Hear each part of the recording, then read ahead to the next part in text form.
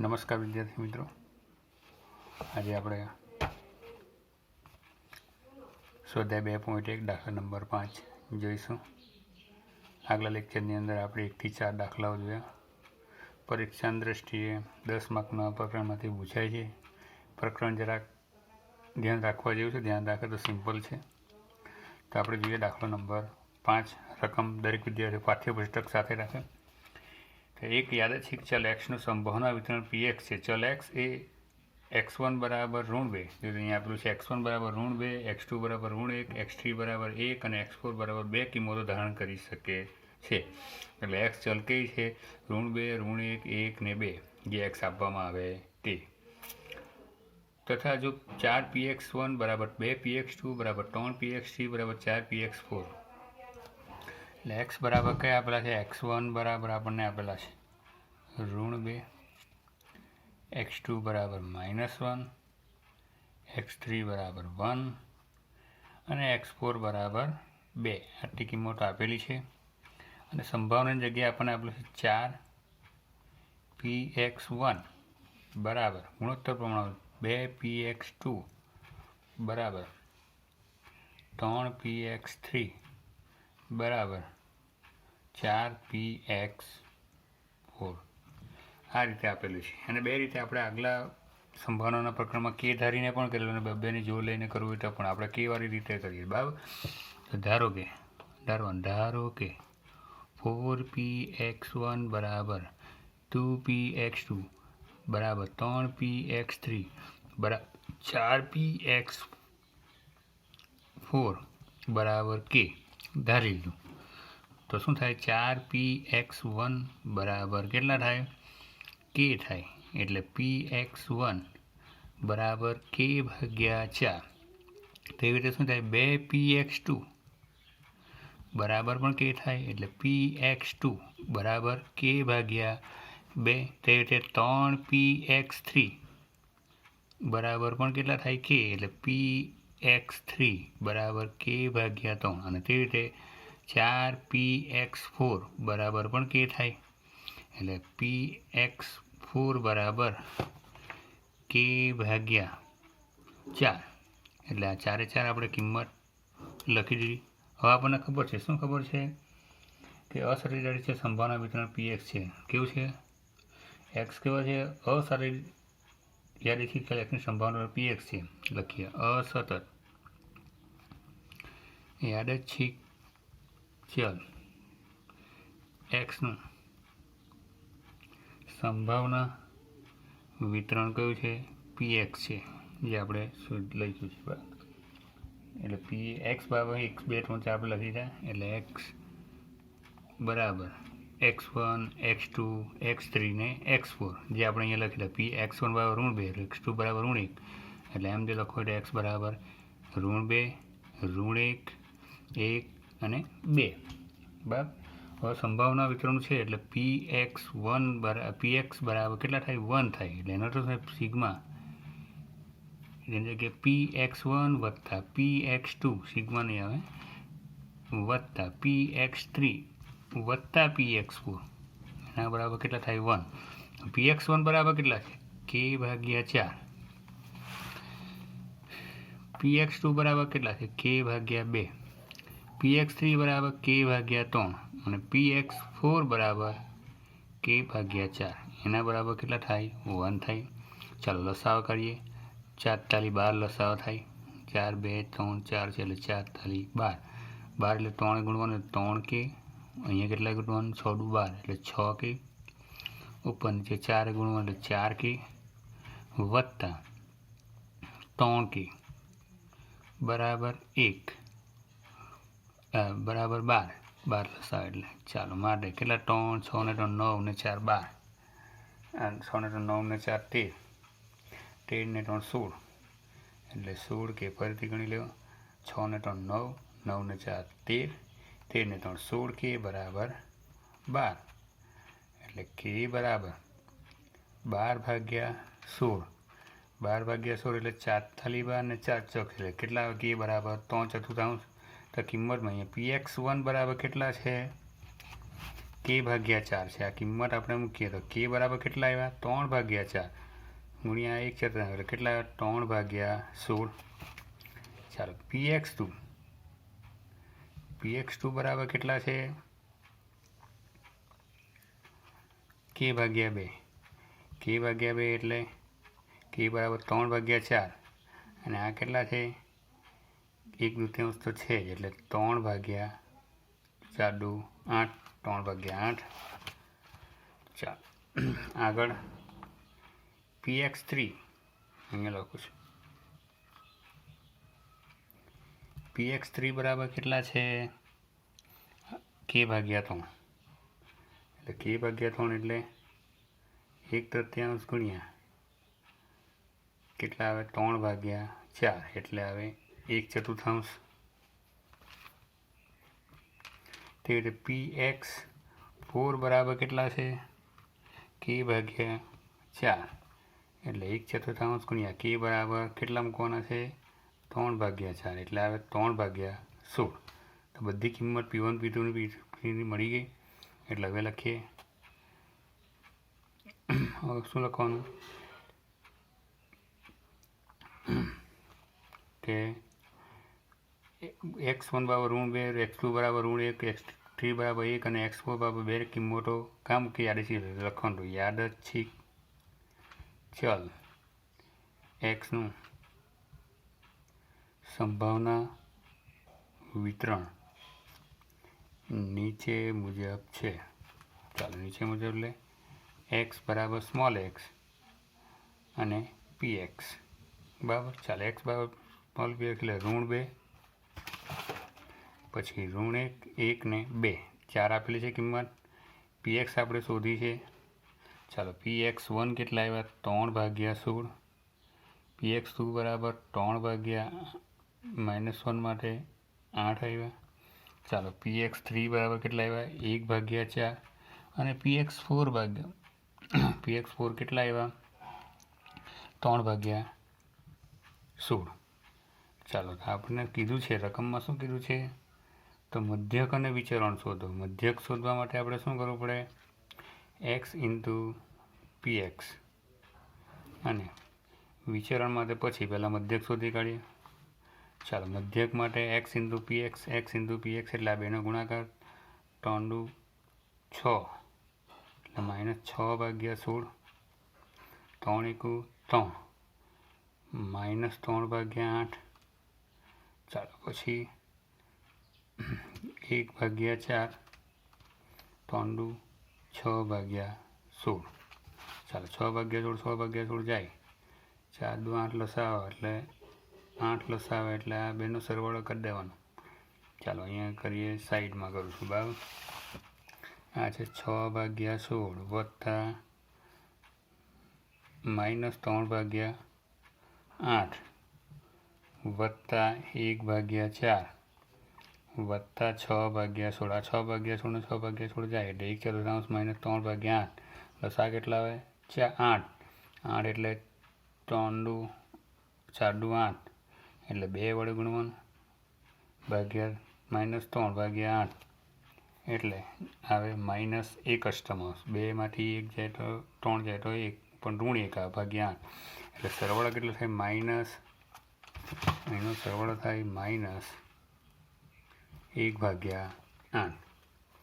ચાલો તો આપણે અહીંયા શું જોઈએ છે? મધ્યક એટલે વિતરણનો મધ્યક પહેલાં શોધવા। મધ્યક બરાબર એટલે કે અપેક્ષિત કિંમત મ્યુ બરાબર EX બરાબર શું થાય? Sigma x × px। Sigma x × px કેટલા આવે? -1/8 એટલે આપણો મધ્યક x × px। ચાલો હવે આપણને જોઈશે વિચરણ માટે x² × px।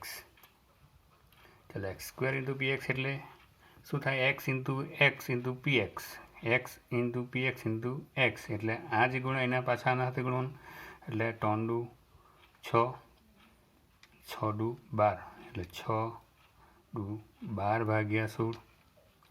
ચાલો પછી 3 = 3 ભાગ્યા 8,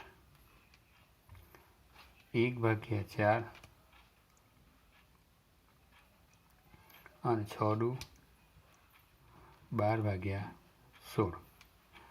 ચાલો લસા આવે, સરવાળો બાદબાકી કરીએ તો સરવાળો થાય 34 ભાગ્યા 16 આનો સરવાળો. બરાબર.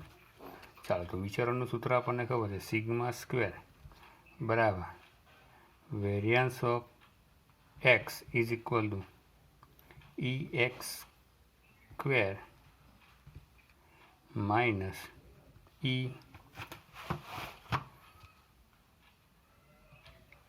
EX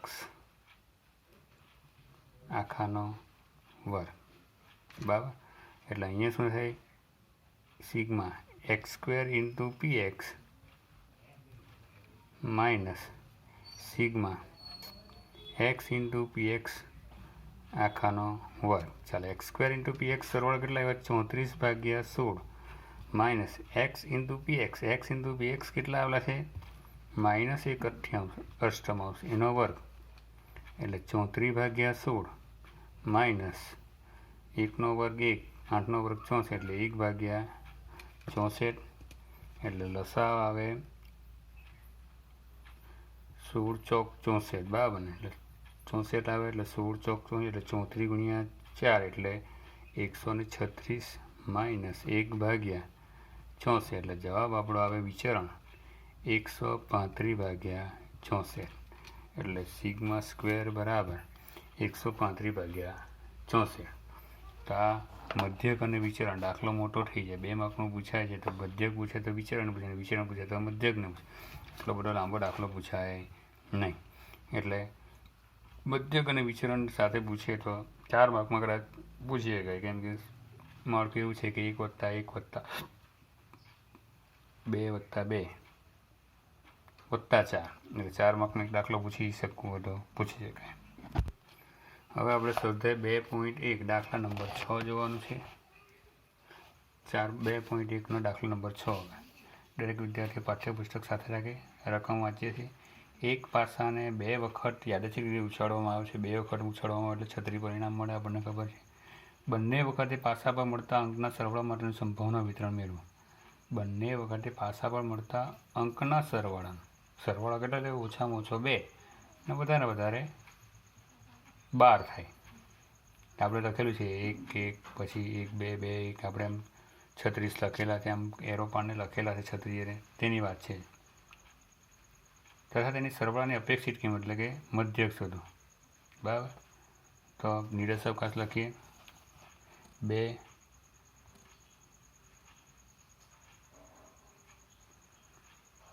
એક પાસાને 2 વખત ઉછાળવાના પ્રયોગનો નિરસ અવકાશના કુલ પ્રાથમિક પરિણામો n બરાબર 36 આપણને ખબર છે. ચાલો હવે આપણને બંને વખતે પાસા પર મળતા અંકના સરવાળા માટેને આપણે નિરસ અવકાશ u અને v વાસ્તવિક સંખ્યા x અને તેનાથી દર્શાવી છે. બરાબર. પહેલી u એટલે પહેલો પાસો અને v એટલે બીજી વખત ઉછાળે છે. બરાબર. તો નિરસ અવકાશનો ઘટક લખીએ અહીંયા. બંને વખતે આગળનું ચેપ્ટર કરતાં અલગ જ છે. બંને પાસા પર મળતા અંકના સરવાળા માટે નિરસ અવકાશના ઘટક u v પહેલો એટલે પહેલી વખત અને v એટલે બીજી વખત ઉછાળે પર વાસ્તવિક સંખ્યા x ને x બરાબર u વત્તા v બેનો સરવાળો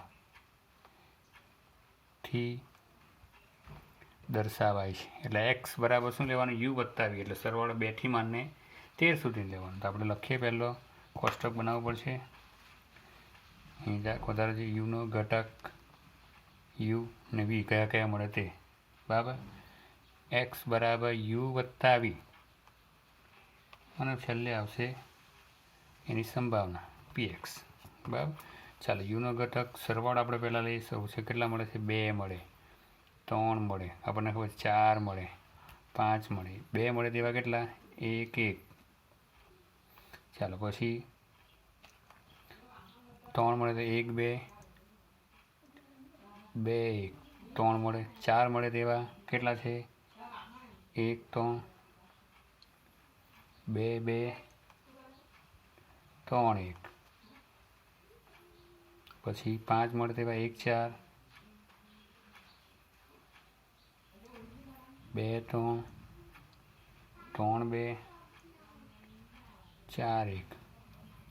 ચાલો સરવાળો 5 પછી 6 મળે તેવા 1 5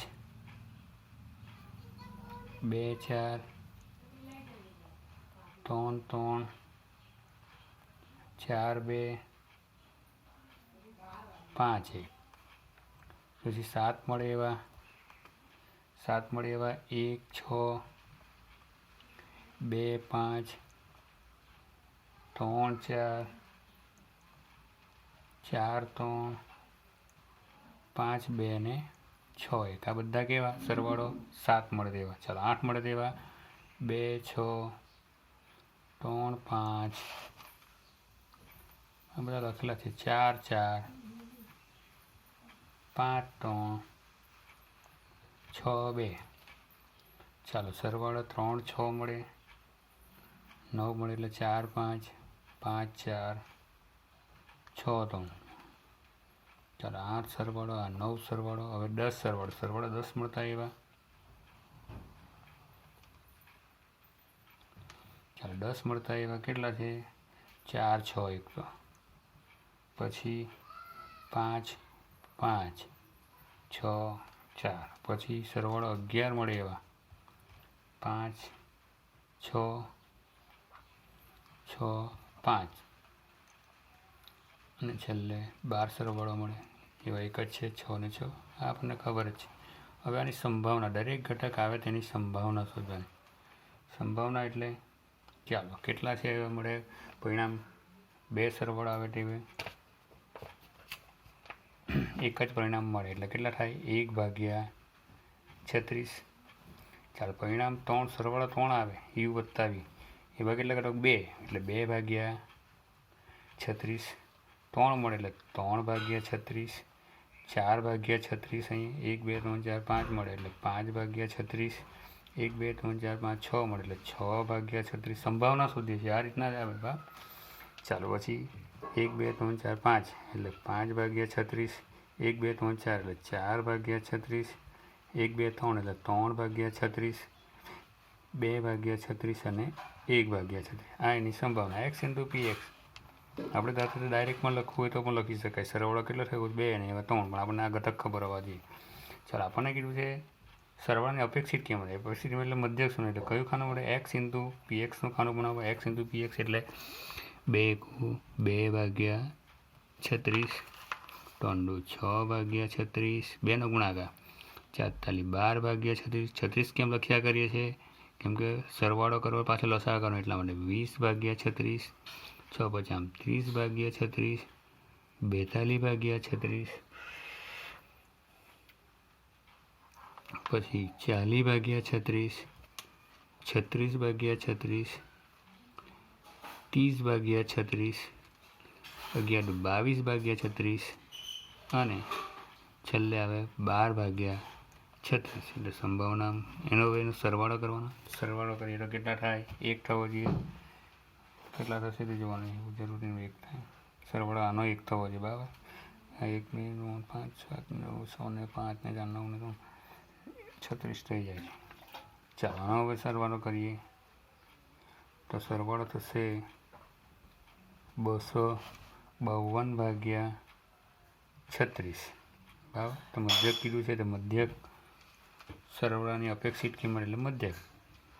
એટલે સરવાળાની અપેક્ષિત કિંમત મધ્યક મ્યુ બરાબર x is equal to sigma x into P x.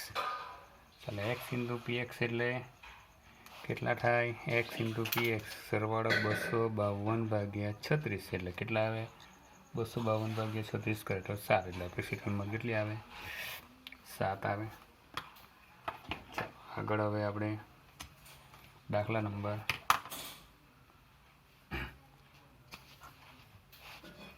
7 જોઈશું. નેક્સ્ટ લેક્ચરમાં આપણે એનો અભ્યાસ કરીશું. ખૂબ ખૂબ આભાર.